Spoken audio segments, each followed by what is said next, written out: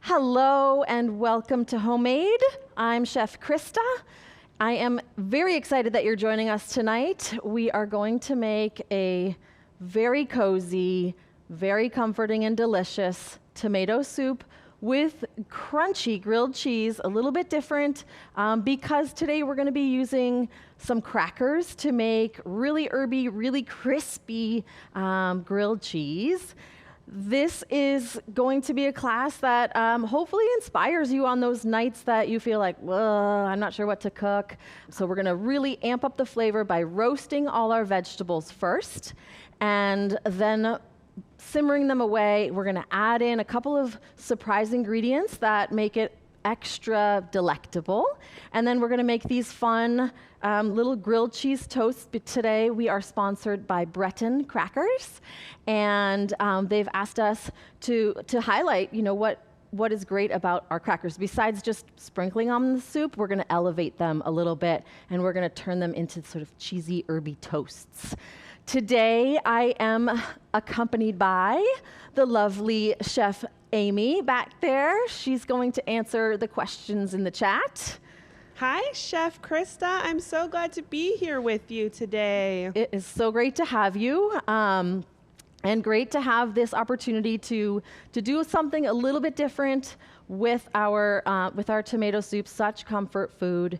So first things first, with our tomatoes and our vegetables, like I said, we're going to roast them. We want to go ahead and get these things going in the oven because it's going to take a minute, but I have to say it's worth it. It's really going to change the flavor once you roast it.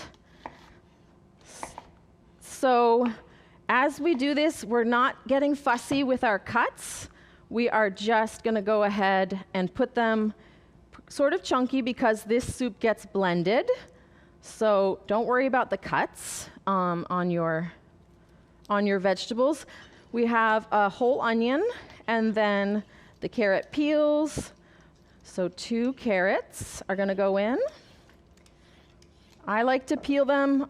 If you're really not feeling like cooking, you can not peel them. I prefer to do that with a good scrub and prefer to do that with maybe your organic carrots.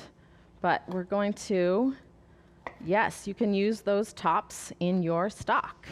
Chef, there was a question about whether they could use green tomatoes in this, getting ready for the frost, that they're going to have some unripe tomatoes. So I would pull those tomatoes and try to hang them in a bright window to see if you can get them to ripen. If you had a combination of unripe and ripened, they're just going to be a little bit more acidic if they are not ripened all the way, so you're not going to get that sweetness. The other sort of, like, if you haven't done this yet, this is another just sensory delight. Roasting a whole head of garlic is going to take this soup to the next level. So the way I do that is I just cut off the top, and I'm going to place that on a piece of foil, drizzle it with some olive oil, not too much, less than a teaspoon, and some salt and pepper. In your recipe, I think it asks you to go ahead and put a dash of the balsamic and the thyme, so we'll do that too.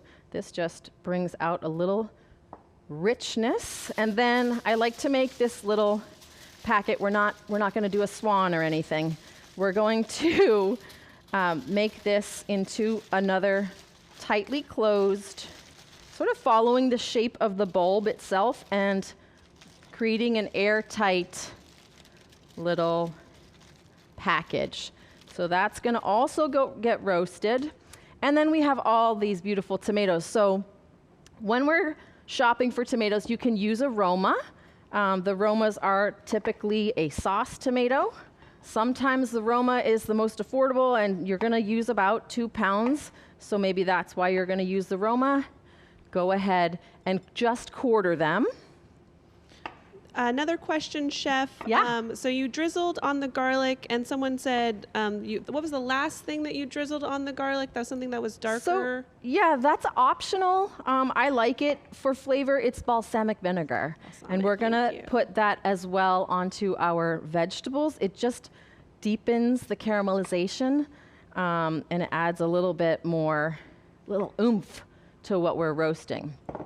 We're going to take all these tomatoes, get handsy. I promise this is like the most work that you're going to do.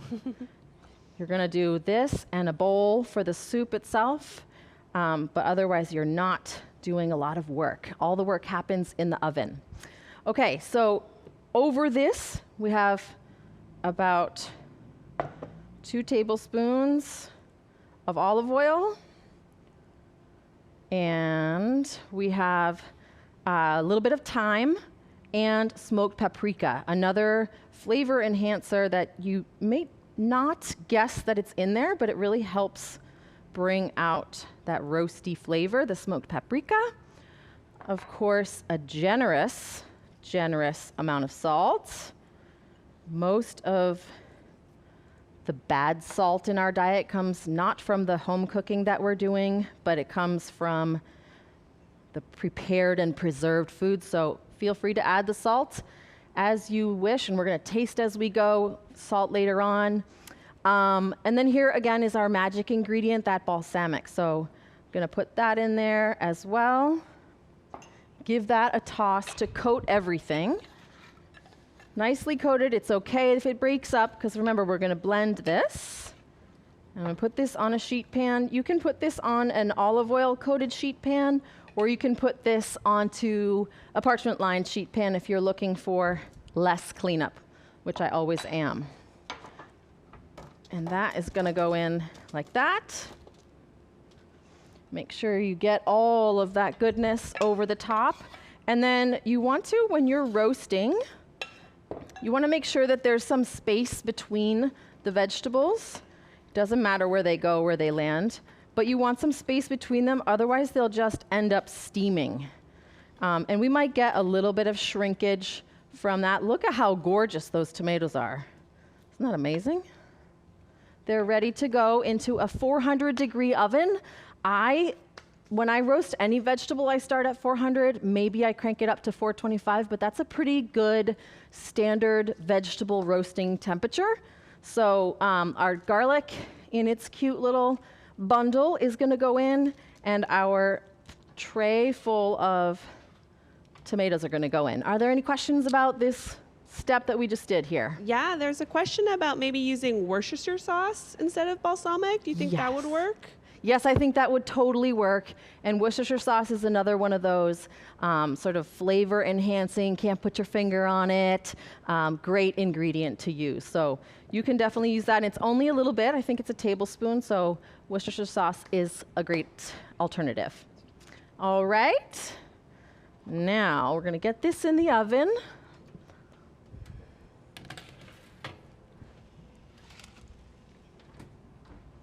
We want to show you the whole process. Ta-da! 20 minutes have passed. 25 minutes have passed. Ta-da! We have gotten some nice color and caramelization on our beautiful tomatoes and carrots. These carrots are getting really sweet. The tomatoes, which were beautiful tomatoes to start, but even if they weren't, they would be this caramelized, really delicious. The smell when I take these out is just, it's really good. It's amazing. So now, Chef, yes. Also along with those beautiful tomatoes, if maybe we're making this outside of tomato season, could we use some canned tomatoes for that? Yeah, so if you were going to use canned tomatoes, they're in their own juices usually. I would roast everything else. Like, you're not going to get them dry enough to roast them. So just go ahead and maybe buy a can, like the bigger can of fire roasted tomatoes. That would work. This could be a totally pantry friendly soup. Then, because they're nice and soft, so another thing that I normally would have done maybe is to just give a little poke Just give a little poke with your knife to make sure that everything is soft enough, because we're gonna go right into blending this. So we have our pot of tomatoes in here. We're ready to go. They're very soft and delicious. And we're gonna put that onto maybe like a medium high. Can't remember what the recipe says. I'm gonna go with medium high. And we're going to add in some broth. So this is a broth, about 4 cups of broth, which 4 cups equals the container usually that they sell it in. This one is quite thick with goodness. Like a clear one would also work just fine. Now we have this number going, and we're going to just blast it with the blender right now. So we want all these flavors to meld together really nicely. They're cooked enough, but now we want to bring all those flavors together. So there's a couple ways you could do this. You could do this by scooping out this combination of broth and roasted vegetables into a blender, keeping it close by. But what we're gonna use here today is an immersion blender, one of my favorite tools in the kitchen. You can blend so much with this. You can blend dressings, you can blend smoothies, and in this case, you can make a really luscious, smooth sauce. So I'm going to blend this through here and keep it down in the liquid. And then I just take sections and go by section.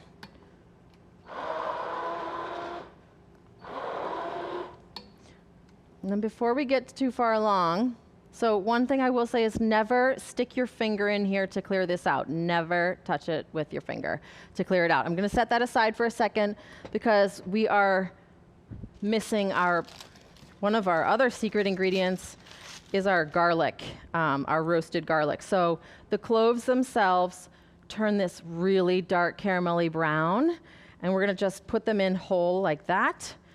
Sometimes, if you're lucky, you can just squeeze them out like butter. Like they're the consistency of butter. That's how soft you want them to get. You can also make this and store it. This is a whole head of garlic. Don't be afraid. The mellowing happens when it's roasting and it turns almost sweet. I like to use roasted head of garlic like this when I make garlic bread because it just takes the flavor deeper. So I'll mix this roasted cloves with butter and olive oil and a little Parmesan, and that's what gets spread over my garlic bread. So we're gonna let this simmer. We're gonna get it going simmering for about 10 minutes. And while that's going, we're going to do our super fun crackers. So we're gonna bring out what we need for the crackers. Now, doing like a grilled cheese is very traditional, but maybe you ran out of sourdough bread. I think having crackers on hand, like our family always has crackers on hand. It's the start of a good snack. It's the start of maybe something that you're inventing, like these little cheesy, crispy grilled cheese to go along with this. The Breton crackers that we're using today happen to be a multi-grain, really, they taste more substantial, I think was what I'm looking for. So we're gonna elevate these crackers even more by adding a bunch of herbs to them. So I have about 2 tablespoons of olive oil in here. We have about 2 teaspoons of dried basil and 2 teaspoons of oregano and 2 teaspoons of thyme. We're just gonna mix that up till we get this it's almost a paste. And that's good so that it stays on the cracker itself. Okay, so this is how we're gonna do this. Little smidgies of, that seems to be the word that I'm using today, smidge. A smidge, so just a little bit of the olive oil and herb blend, and then I'm brushing it around so that it really makes its way around the cracker, right? You want it to be in every bite. And then you can use the cheese of your choice. So we're going with some cheddar here, pretty standard cheddar, but this would be great with Gruyere cheese, with like a fontina, something that's gonna melt. That's probably good on our cheese. And then we're just gonna top them with the other crackers. I feel like once we are ready for the soup, we're gonna wish we had more crackers. And of course, you could do 24 or 12, like the recipe says, but we're just gonna get these going. We're just gonna put these back into the oven. Sheet pan dinner, so that's that. Here we go. I love that it's something you can do while the tomato soup is simmering too. Yes. That's nice. Yeah, that is nice. We want everything to come together at the same time. Okay, so those guys go in. Amy, if you could remind me to check on those in about 7 to 10 minutes or so. Will do, chef. Okay. Here we go. We've got a simmer here. So now this is fun because this recipe, like I said, we're sort of elevating the traditional tomato soup, right? You could have just roasted the tomatoes, maybe throw some roasted red peppers in there. I do think because we blend it, this is an opportunity to add in more vegetables. I'm always all about adding in. So I might have even roasted red peppers. I might have roasted cauliflower. You would never know it's in there except that it gives more of that caramelized flavor. And then the sort of magic ingredient suggested by the recipe is a great idea too, especially because you said, Amy, that you love cheese, right?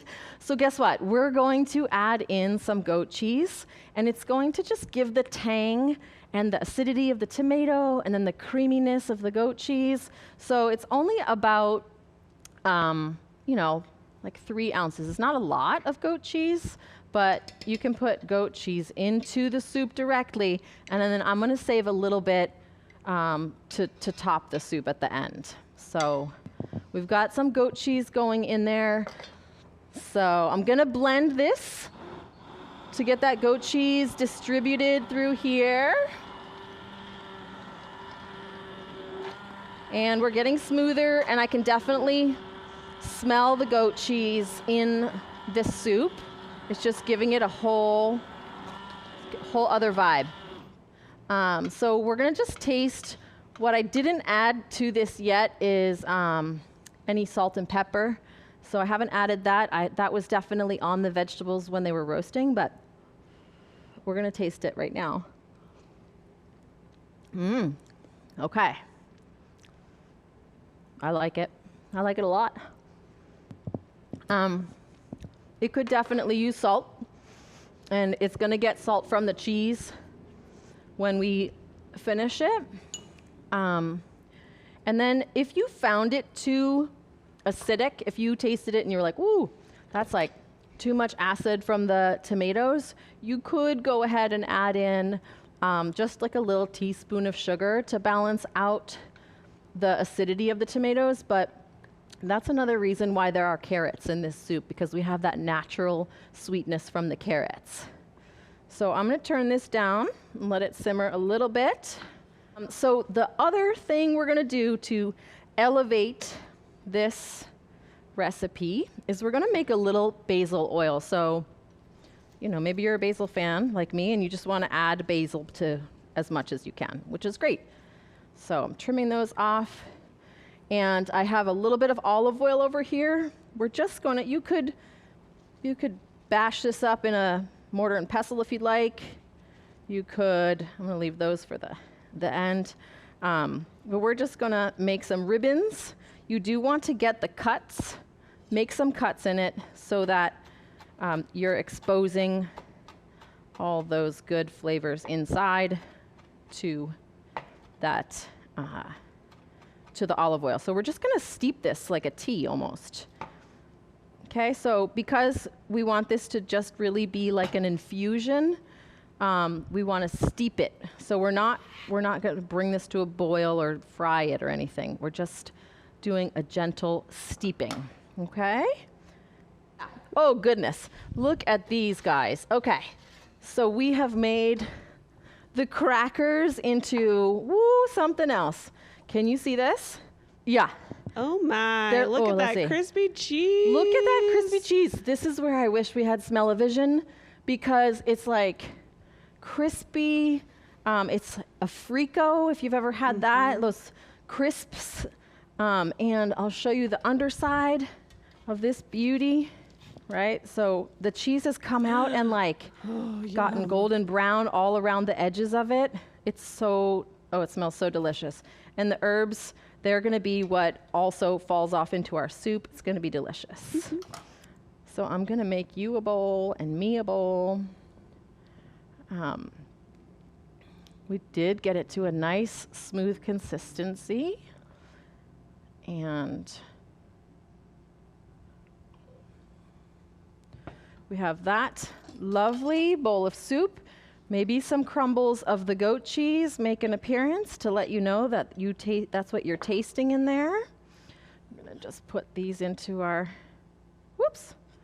He's going deep, he's going for a swim. So some beautiful goat cheese crumbles across the top.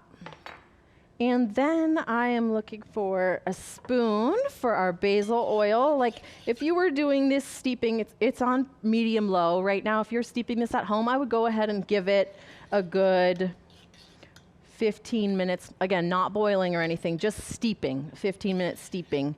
But I'm gonna jump the gun a little bit and drizzle some of this on as is. You're still gonna get great basil-y flavor, I promise. Amy, this one's for you. Oh, I love the contrast of color too with that basil. And then let's see which one of these lovelies is gonna stay afloat on our soup. Right? So here is our, look at that. Okay, so now you have a soup and a grilled cheese cracker that has just gone sort of next level. I think that I'm ready to eat this. I think this is a great soup season, elevated soup with, you know what? Hey, I just have crackers in my pantry. That's okay. I can make those crackers even more delicious as well. It would be great if you checked out the Breton Cracker website, which is Breton_US. You can see all the different varieties that you have there. We so appreciate the chance to make this delicious recipe, so thanks to Breton Crackers. And until next time, I hope your kitchen is your happy place, and we see you again soon.